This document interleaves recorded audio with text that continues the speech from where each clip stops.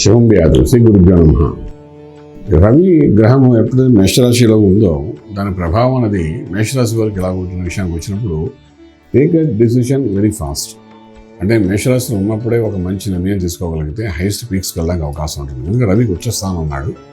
మేషరాశి వారికి రవి యోగించేవాడు, పంచమాధిపతి ఆ రాశిలో ఉన్నాడు. కాబట్టి డెఫినెట్గా ఒక నిర్ణయం తీసుకుని దాని మీద ఎస్టాబ్లిష్ అయ్యి కొంచెం ముందుకు వెళ్ళడం ప్రయత్నం చేస్తే మొత్తం లాంగ్ లాస్టింగ్ ఇష్యూస్ అనేవి క్లియర్ అవుతాయి. అండ్ ఆటోమేటిక్గా ఈ రవి యొక్క ప్రభావం ఏంటంటే you will be reaching the goal. అంటే ఏదైనా ఇష్యూస్ ఉన్నాయంటే అది మనకు అవ్వట్లేదు అన్న దానికి మనకు కొంచెం క్లారిటీగా ఆన్సర్ దొరికే అవకాశం ఉంటుంది. నిర్ణయానికి ఒక బలం పెరుగుతుంది.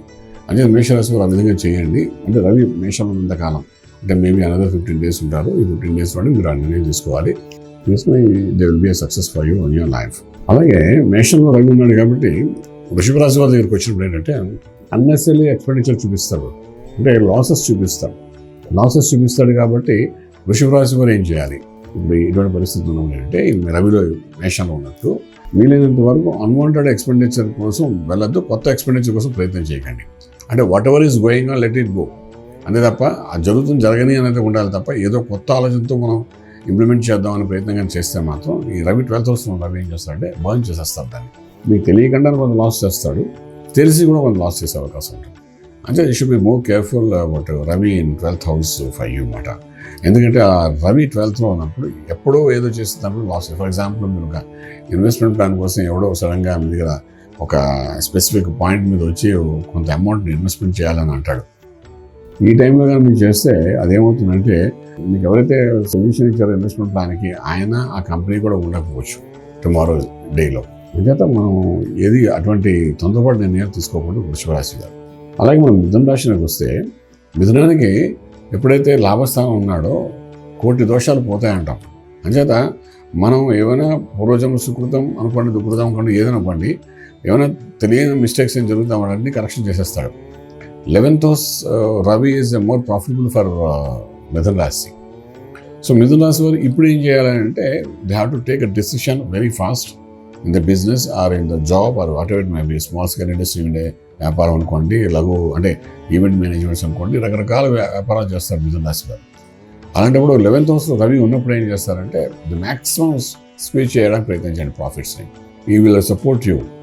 అండ్ అలా చేసేటప్పుడు ఏమైనా మిస్టేక్స్ జరిగినా కూడా దాన్ని కరెక్షన్ చేసేస్తాడు.